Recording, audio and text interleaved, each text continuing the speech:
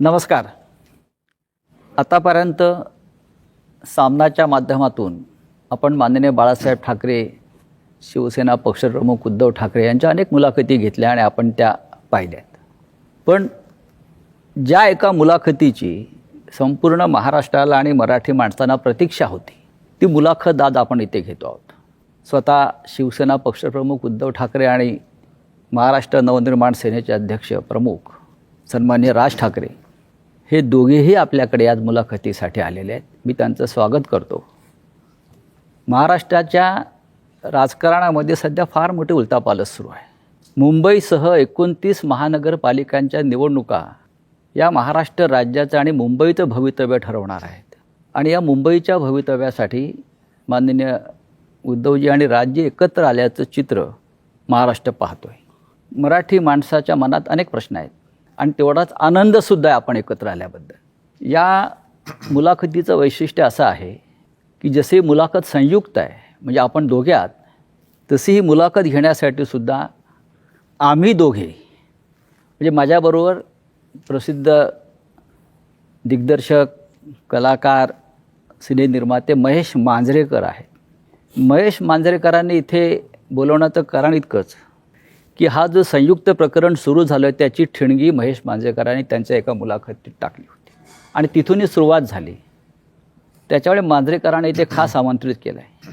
पण मांजरेकर इथे आज आहेत माझ्याबरोबर. ते एक मुंबईकर म्हणून, ज्यांना आपण कॉमन मॅन म्हणतो या मुंबईतला, त्या मुंबईकरांच्या मनात काही प्रश्न आहेत ते मांजरेकर मांडतील आणि आम्ही दोघे मिळून महाराष्ट्रातल्या या दोन धुरंधर नेत्यांशी चर्चा करू. उद्धवजी आणि राजसाहेब, आपण इथे आलात त्याबद्दल मी आपले आभार मानतोच. बऱ्याच कालखंडानंतर, म्हणजे म्हटलं तर 20 वर्षानंतर, जे आपण वारंवार म्हणतो आहे, आपण एकत्र येऊन आपण मुंबईवर आणि महाराष्ट्रावर चर्चा करतो आहोत. महाराष्ट्र या क्षणाची वाट पाहत होता आणि महाराष्ट्राच्या मनातला हा कॉमन प्रश्न आहे आणि तो दोघांनी त्याचं उत्तर दिलं पाहिजे. थोडक्यात की महाराष्ट्राला 20 वर्ष वाट का पाहावी लागली? मला असं वाटतं काही गोष्टी का घडतात, कशा घडल्या, काय झालं, मला असं वाटतं या गोष्टी आता सोडून दिल्या पाहिजेत. आणि मी त्या दिवशी महेश मांजरेकरांच्या मुलाखतीमध्ये मी सांगितलं होतं की कुठच्याही भांडणापेक्षा आणि वादापेक्षा महाराष्ट्र मोठा आहे आणि आज संकट महाराष्ट्रावरती आहे, मुंबईवरती आहे, महाराष्ट्रातल्या अनेक शहरांवरती आहे.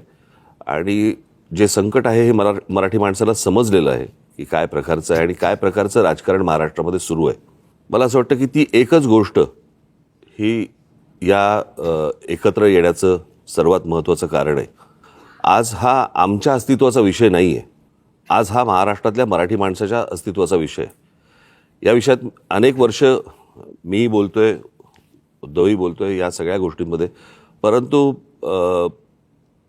आज अशा एका वळणावरती ही निवडणूक आणि महाराष्ट्र येऊन उभा आहे की ज्याला आपण अभी नहीं तो कभी नहीं हे जे आपण नेहमी म्हणतो, तर ही परिस्थिती आज मुंबईवरती येऊन ठेपलेली आहे, ठाण्यावरती येऊन ठेपलेली आहे. खरं तर बघायला गेलं तर MMR रिजनवरती येऊन ठेपलेली आहे. MMR रिजन मी मुद्दामून बोलतोय. आणि त्या सगळ्या गोष्टींसाठी म्हणून आज आम्ही एकत्र येणं गरजेचं आहे. कारण आज नाही बरोबर आलो आणि आज या गोष्टींचा सामना नाही केला तर मला असं वाटतं महाराष्ट्र आम्हाला माफ नाही करणार. उद्धव साहेब, मला वाटतं राजसाहेबांच्याच भावना. मला असं वाटतं की राजने उत्तर जे दिले त्याच्यामध्ये एवढंच मी बोलेन, आम्ही दोन भाऊ एकत्र आलो आहे हा एक मुद्दा वेगळा आहे, भावनिक आहे. पण दोन भाऊ एकत्र येणं याचा अर्थ महाराष्ट्रातील प्रत्येक मराठी माणसाने एकत्र आलं पाहिजे. कारण महाराष्ट्र वाचवायचा असेल तर ठीक आहे, पक्ष, राजकीय मतं हे असतील, पण आपण मराठी आहोत, महाराष्ट्र आपला आहे आणि आपण जर एकमेकांमध्ये वेगळ्या चुली मांडल्या तर महाराष्ट्र तोडणारे त्यांची पोळी भाजून जातील. पण एक प्रश्न कायम सगळ्यांच्या मनात आहे गेल्या 50-55 वर्षापासून, तो आतापर्यंत. महाराष्ट्र वाचवण्यासाठी किंवा मुंबईसह महाराष्ट्राचं रक्षण करण्यासाठी शिवसेना प्रमुखांनी शिवसेनेची स्थापना केली आणि इतक्या वर्षानंतर सुद्धा म्हणजे संयुक्त महाराष्ट्राच्या लढ्याची उदाहरणं आपण नेहमी देतो, विशेषतः ठाकरे कुटुंब देत आलेलं आहे. मग राज्य असतील किंवा आपणही असाल की आतापर्यंत आपल्या प्रत्येक भाषणात हा विषय आला की संयुक्त महाराष्ट्र. तुम्हाला आत्ता या क्षणी संयुक्त महाराष्ट्राच्या वेळची परिस्थिती जाणवते का, की त्यावेळेला जसा मराठी माणूस मुंबईसह महाराष्ट्र राहण्यासाठी एकवटला होता, तेच वातावरण तुम्हाला आता दिसतंय का? अर्थातच दिसतं. याचं कारण तुम्ही एक गोष्ट बघितली पाहिजे याच्यातनं, की माननीय बाळासाहेबांनी या विषयावरती तर म्हणजे आपण ज्याला म्हणू आपण संयुक्त महाराष्ट्र समिती फुटली आणि त्याच्यानंतर 6-1 वर्षातच शिवसेनेची स्थापना झाली. परंतु जेवढे लोंढे किंवा जेवढे लोक आज महाराष्ट्रामध्ये येत आहेत, म्हणजे जर समजा तुम्ही आत्ता जर समजा तुम्ही बघितलं तर जवळपास रोज उत्तरेतनं 56 ट्रेन्स ह्या महाराष्ट्रामध्ये येतात रोज, आणि भरून येत आहेत आणि रिकामे जात आहेत. आज जर समजा तुम्ही ठाणे जिल्हा, एक जिल्हा जर समजा पाहिलात, बरोबर आहे, ठाणे जिल्हा हा मला असं वाटतं जगामधला एकमेव जिल्हा आहे की जिकडे ठाणे, नवी मुंबई, कल्याण डोंबिवली, भिवंडी, वसई, मी आता पालघर वेगळा पकडत नाही आहे, तो आपण एकच होता, तो आत्ता वेगळा झाला, परंतु पालघरमध्ये वसई, त्याच्यानंतर मीरा भाईंदर, त्याच्यानंतर म्हणजे वसई विरार आली, त्याच्यानंतर तुमची नवी मुंबई, अशा जवळपास 8-9 महानगरपालिका आहेत. आपण नीट जर समजा पाहिलं तर ह्याची सुरुवात, सगळ्या गोष्टींची सुरुवात होते ग्रामपंचायत, नगरपंचायत, जिल्हा परिषदा वगैरे, नगरपालिका, महानगरपालिका, आणि ह्या सगळ्या ज्या होतात महानगरपालिका, ह्या लोकसंख्येनुसार ह्या गोष्टी वाढत जातात. जर एखाद्या जिल्ह्यामध्ये जर समजा 8-9 महानगरपालिका जर समजा असतील, आज मुंबईमध्ये किती आहेत? 1. पुण्यामध्ये किती आहेत? 2. बाकीच्या सगळ्या जिल्ह्यांमध्ये काढून बघा 1-1. ठाणे जिल्ह्यामध्ये 8-9 महानगरपालिका, याचा अर्थ बाहेरून येणाऱ्यांचे प्रमाण आणि तेच प्रमाण मुंबईमध्ये वाढणं, नुसतंच मुंबईमध्ये प्रमाण वाढणं नव्हे, ज्या प्रकारची दादागिरी, की अशा प्रकारची वाक्य कशी येऊ शकतात की मुंबईचा महापौर आम्ही उत्तर भारतीय करणार, मुंबईचा महापौर आम्ही हिंदू करणार. हे कधीपासून सुरू झालं? मी गेले अनेक वर्ष ही गोष्ट सांगतोय की माणसं नुसती येत नाही आहेत, हे फक्त रोजीरोटीसाठी येत नाही आहेत, हे आपापले मतदारसंघ बनवत आहेत, आणि तेच चित्र आता दिसतंय.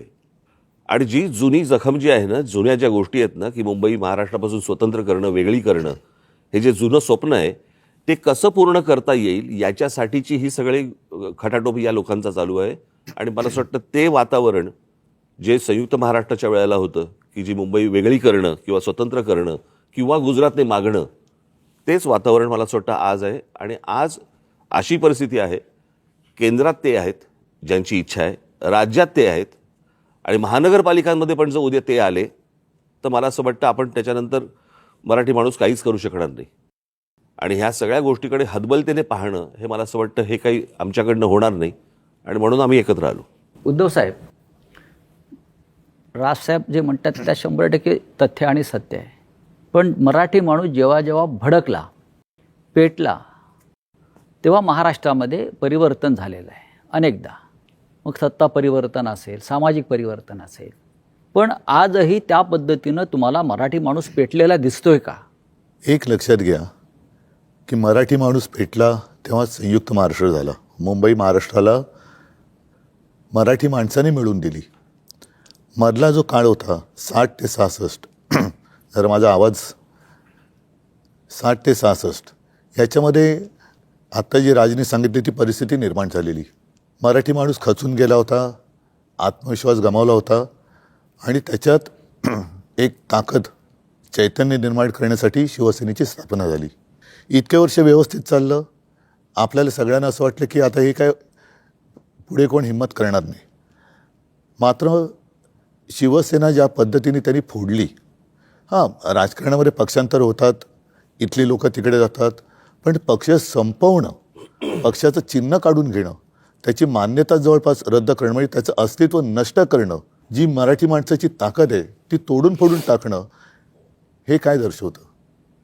म्हणजे ठीक आहे ना, मी मागे पण म्हटलं की युत्या होतात, आघाड्या होतात, आघाड्या तुटतात, युत्या तुटतात, पुन्हा मग ते पक्ष एकत्र येऊ शकतात, पण पक्ष संपवत आहे हा कोणता प्रश्न? पण त्यावेळेला सुद्धा राजसाहेब त्यावेळेला सुद्धा संयुक्त महाराष्ट्राची लढाई ही महाराष्ट्रातल्या मराठी माणसाविरुद्धच होती. राज्यकर्ते मराठीच होते आणि आताही राज्यकर्ते मराठीच आहेत. म्हणजे मराठी विरुद्ध मराठी.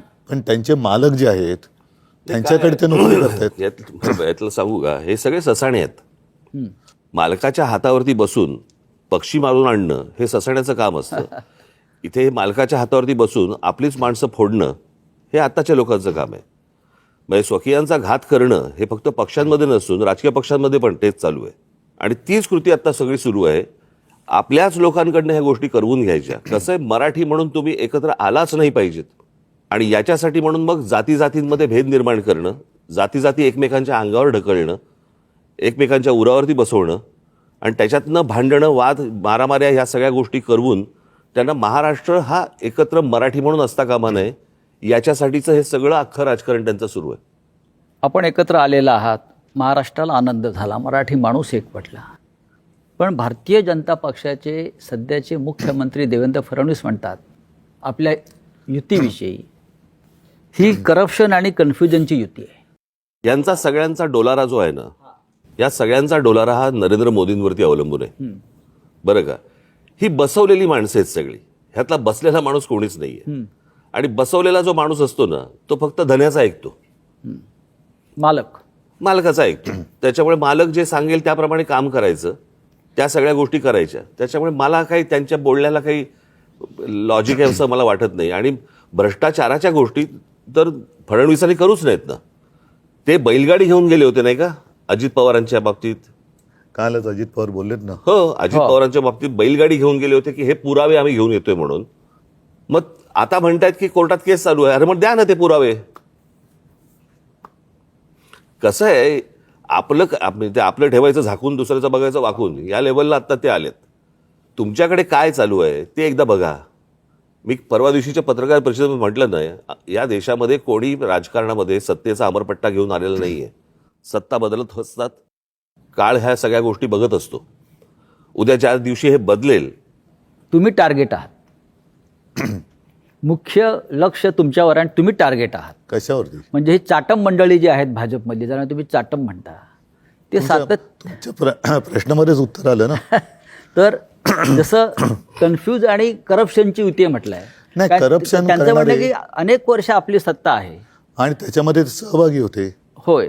नाही, माझ्या मनामध्ये असा प्रश्न आहे की त्याने असा आरोप केलाय की 3 लाख कोटीचा भ्रष्टाचार झाला. महापालिकेत एवढे पैसे असतात? नाही, मी सांगतो. आणि जर एवढे पैसे असतील तर मग हे आमदार 50-50 कोटीला का पळून गेले? ते मला एकच मिनिट. पहिली गोष्ट म्हणजे मला ना त्या गोष्टीबद्दल एक जरा बोलायचंय की तो जो एक चालू होतं ना, 50 खोके 50 खोके 50 खोके, मला असं वाटतं लोकांना नीट समजून सांगणं आवश्यक आहे. हे 50 खोके 50 खोके हा विनोदाचा भाग नाही. 50 खोके म्हणजे 50 कोटी रुपये झाले. 50 कोटी. 40 आमदार म्हणजे 2000 कोटी रुपये झाले. म्हणजे 40 आमदारांचे 2000 कोटी हे कुठून आले, कसे आले? भ्रष्टाचारातून, घोटाळ्यातून. बरोबर की नाही? म्हणजे बँकेतनं लोन तर थोडं नव्हतं ना घेतलं. त्याच्यामुळे कुठच्या भ्रष्टाचाराबद्दल कोणी काय बोलावं? मला एक बेसिक, आता 3 वर्षामध्ये कॉर्पोरेशनची इलेक्शन झालीच नाही. आज जो हे चालू ना मुंबई, मग 3 वर्षात मुंबई धोक्यात नव्हती का जेव्हा इलेक्शन झालं? माझे एक मुंबईकर म्हणून मी आज जेव्हा घरातनं बाहेर पडतो ना, तर मला खरं सांगू तर मला लाज वाटते की माझी मुलं ह्या शहरात वाढणार आहेत. मी काही गोष्टी रेग्युलरली फॉलो करतो. आजचा एअर क्वालिटी इंडेक्स 183 आहे, ज्याचा आज मी भोगतोय. एक फुगा असतो की ज्याची कॅपॅसिटी एक आपण म्हणतो की तो एक पर्टिक्युलर ह्याच्यात तो फुटेल. तर जवळजवळ ह्या एका फुग्यात जवळजवळ त्याच्या 5 पट हवा भरलेली गेलेली आहे.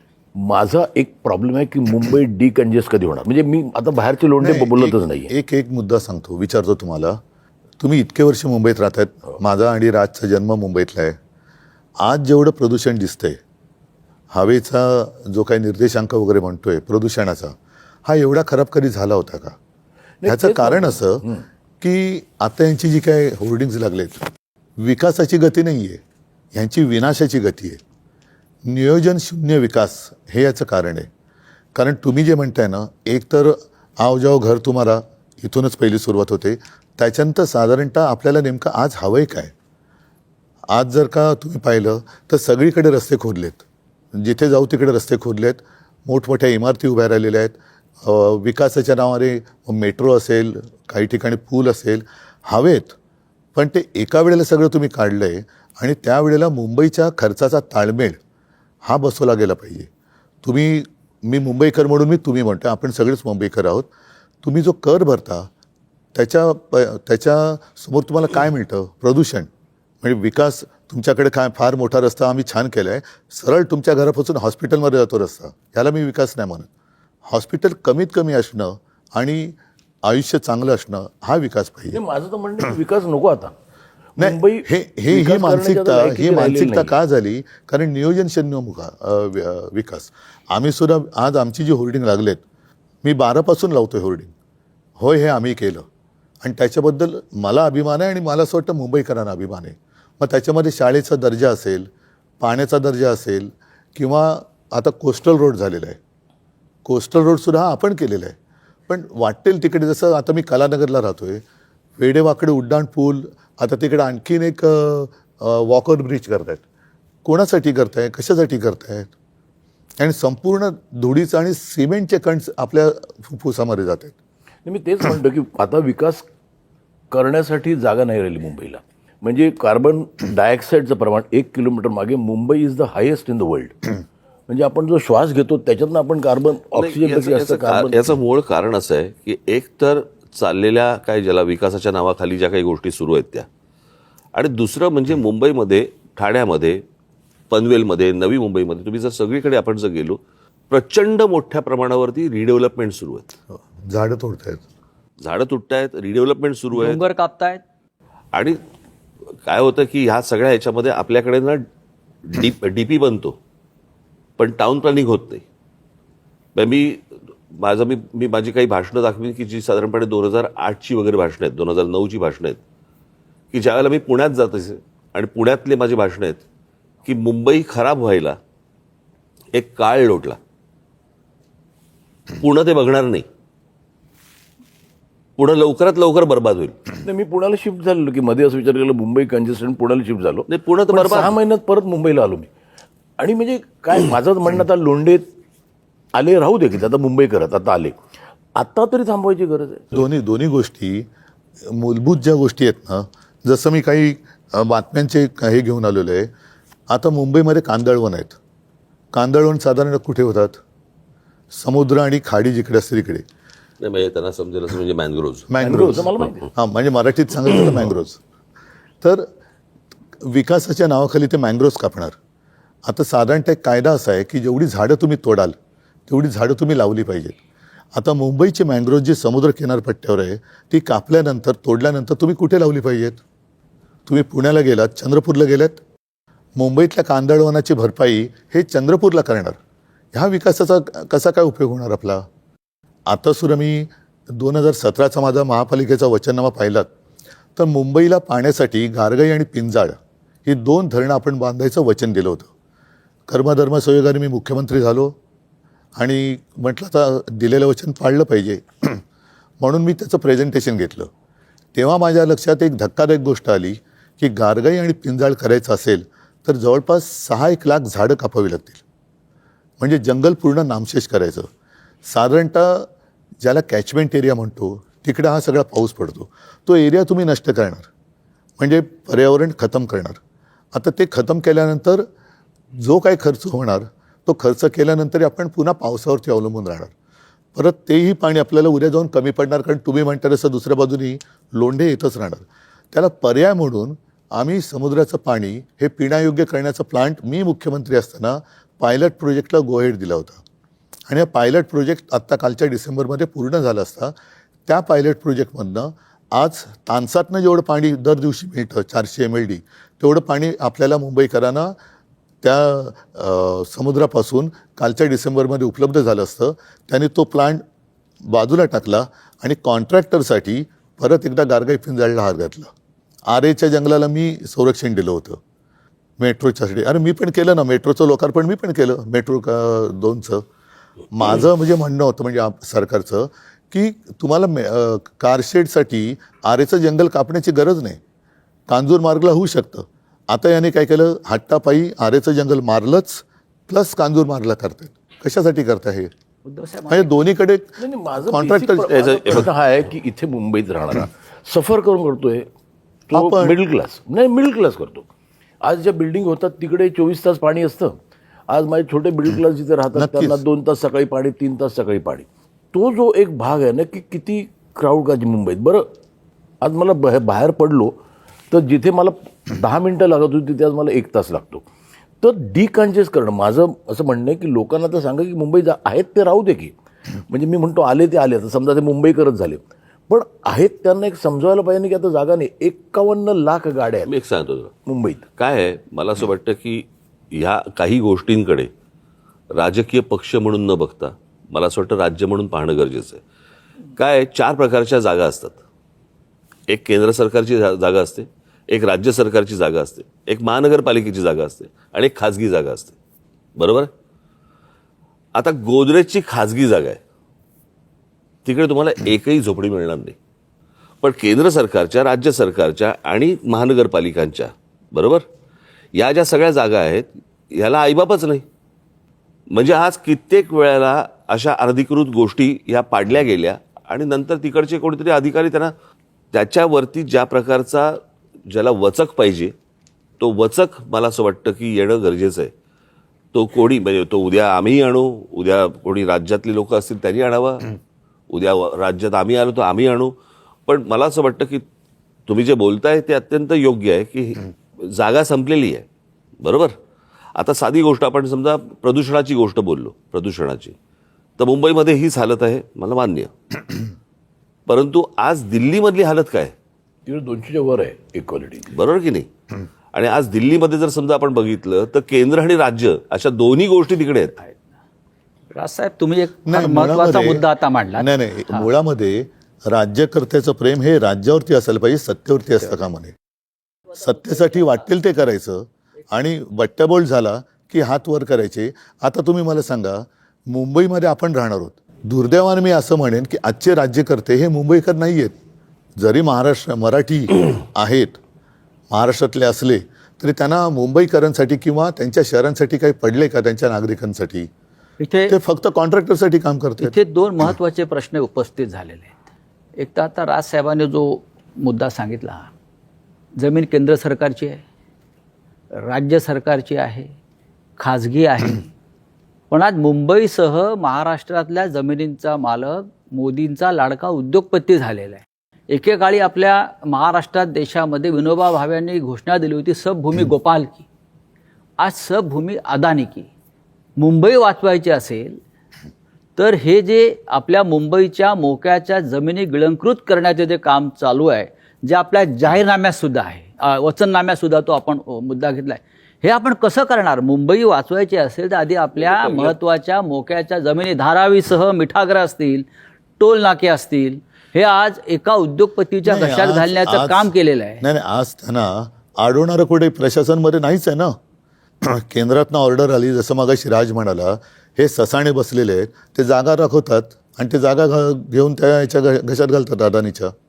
मूळ महापालिका आता एक शेवटचं ठिकाण राहिलेलं आहे की जिकडे ठामपणाने त्यांना नाही सांगणार कोणतरी नाही, पाहिजे. माझा तोच मुद्दा आहे की आपण जे म्हणतो की या महापालिकेवरती भगवा फडकला पाहिजे किंवा मराठी माणसाची ताकद इथे आली पाहिजे, म्हणजे सत्ता आली पाहिजे. ही सत्ता आल्यावरती प्रश्न संपतील का?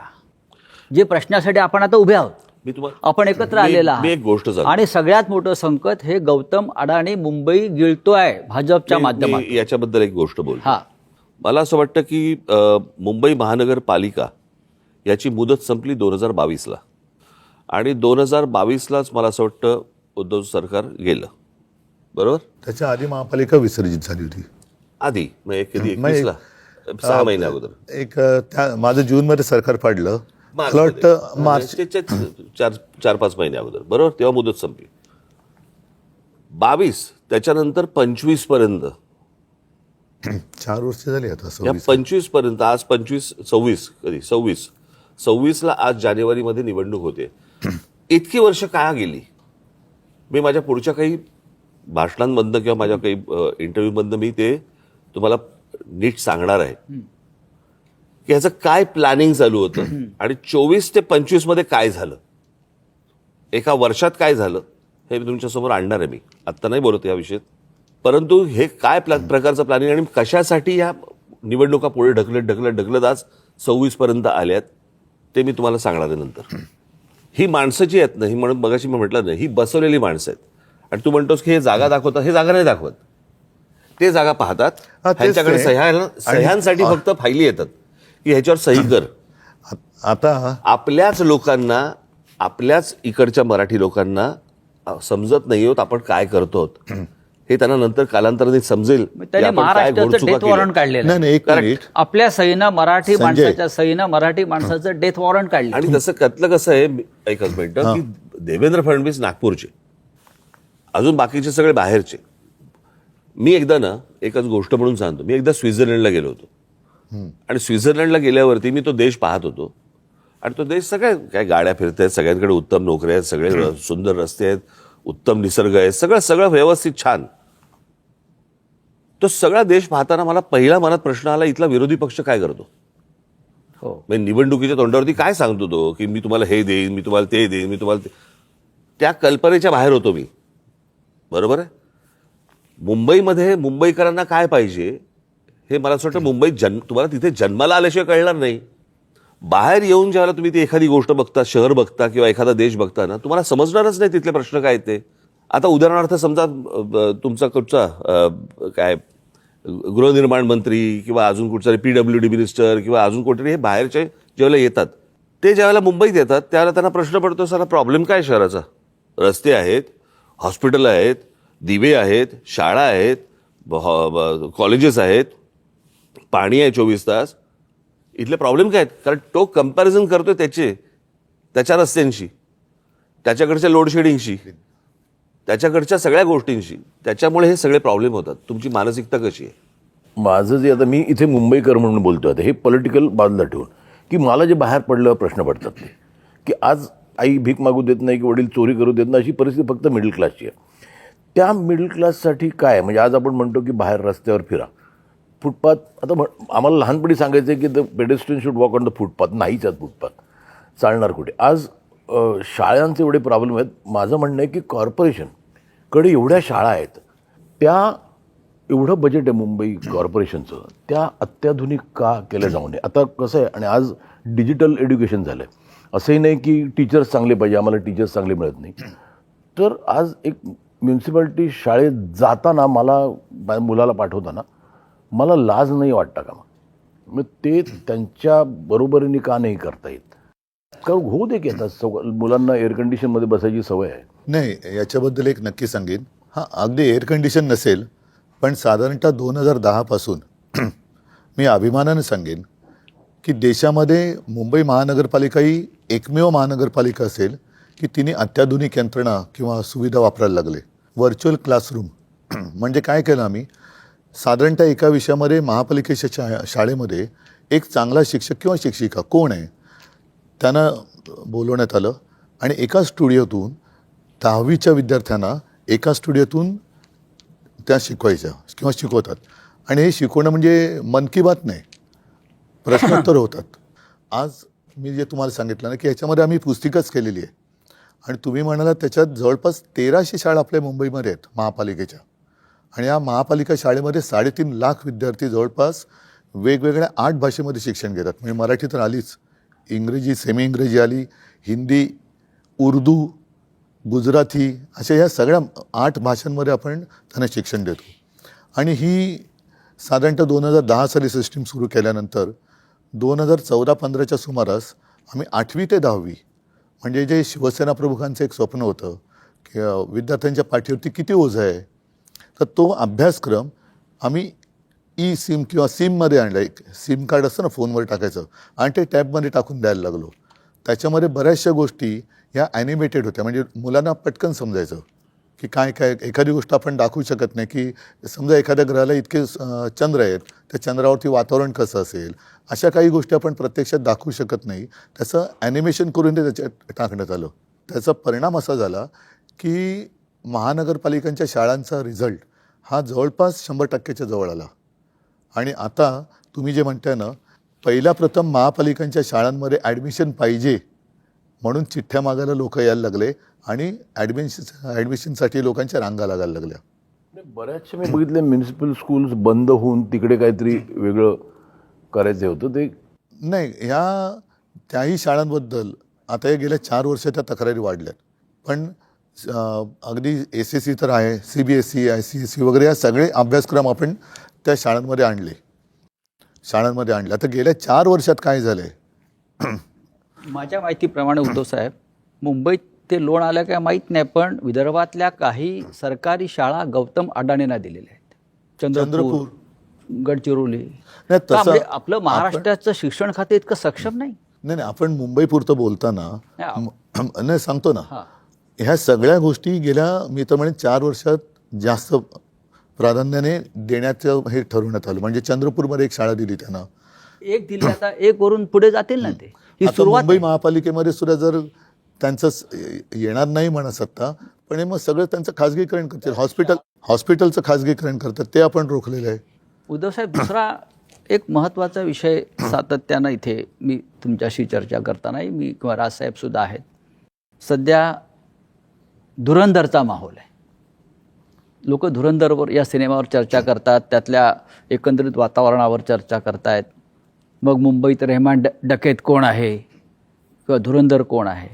आपण दोघे या राज्याच्या राजकारणातले धुरंधर आहात. पाब्लो एस्कोबार पण शोधला पाहिजे. शोधला पाहिजे. मी तुम्हाला तेच सांगतोय की आज मुंबई, ठाणे, नाशिक सारख्या शहरामध्ये अंमली पदार्थ म्हणजे ड्रग्स, विविध प्रकारचं ड्रग्स सहज उपलब्ध आहे. ठाण्यामध्ये परवा 5.5 कोटीचं मॅन्ड्रेक्स पकडलं ठाण्यात. साताऱ्यामध्ये ड्रगची फॅक्टरी डेप्युटी CMच्या दारात पकडली. मुंबईमध्ये काल 2.25 कोटीचं ड्रग्स पकडलं. हे चित्र या महाराष्ट्रात यापूर्वी कधीच नव्हतं. आणि हे सगळं ड्रग्स गुजरातच्या मार्गे, मुंद्रा पोर्ट जे अडाणींचं आहे, हे चित्र तुम्हाला महानगरपालिका आहेत, प्रत्येक ठिकाणी महानगरपालिका आहे. हे चित्र गंभीर नाही का? ह्या सगळ्या गोष्टींच्या महानगरपालिकांशी संबंध काही नाही. पहिली एक गोष्ट लक्षात घेतली पाहिजे आपण. याला केंद्र आणि राज्य, म्हणजे या ज्या प्रकारच्या ड्रग्सच्या विरोधातल्या ज्या धाडी या गेल्या 10 वर्षामध्ये बंद झाल्यात आणि साधारणपणे शाळांपर्यंत हा ड्रग्स हा प्रकार आता मुलांपर्यंत यायला लागलेला आहे. शाळेच्या बाहेरच्या पानटपरीवर ड्रग्स मिळत आहे. आणि आपण जर समजा आपण त्याच्या सगळ्या गोष्टींचं जर नीट त्याचं ॲनालिसिस केलं तर राजकारणामध्ये वाढलेला पैसा आणि रस्त्यावरती आलेला ड्रग्स याचा एकमेकांशी काय संबंध आहे तो पण मला असं वाटतं जुळून पाहायला पाहिजे. कारण एवढा राजकारणामध्ये ज्या प्रकारच्या निवडणुकांवरचा खर्च आणि सगळ्याच गोष्टी ज्या प्रकारे होत आहेत आणि ज्या प्रकारे ड्रग्ज रस्त्यावरती येतात आणि त्याच्यावरती कोण हे व्यवहार करतं ह्याच्यावरती कुठच्याही प्रकारच्या धाडी किंवा त्याच्यावरती कुठचीही बंधनं येत नाही आहेत, हे काय आहे हे मला असं वाटतं केंद्र आणि राज्य सरकारला विचारणं गरजेचं आहे. नाही, उठसूट मुख्यमंत्री सगळ्यांना क्लीन चिट देत सुटलेत. साताऱ्यामध्ये एवढी कारवाई झाल्यानंतर निदान ती फॅक्टरी आहे तरी कोणाची हे तर सांगा. तिथे क्लीन चिट दिली ना. तिकडे पण म्हणजे त्यांच्यावरती जे आमच्यावरती आरोप करतायत ते ठीक आहे, तेवढंच त्यांना करता येतं. पण त्यांच्या बुडाशी काय जळतंय ते कधीतरी बघा ना.